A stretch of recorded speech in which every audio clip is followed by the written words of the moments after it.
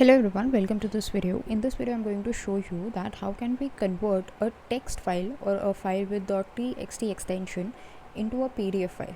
So here for your reference I have created a text file.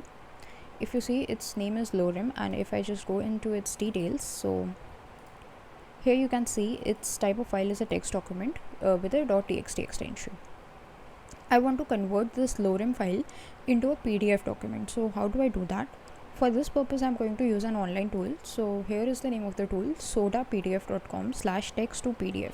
You can simply just google the name of the tool, that is sodapdf, and your intent, that is converting a txt file to a PDF file. So once you land on this page, you get to choose your text file. So this is my text file. I just click on open. So it will take a few seconds to upload this file and then convert it into a PDF file. This is all happening online, so none of your memory is getting used, and here it is converted into a PDF document.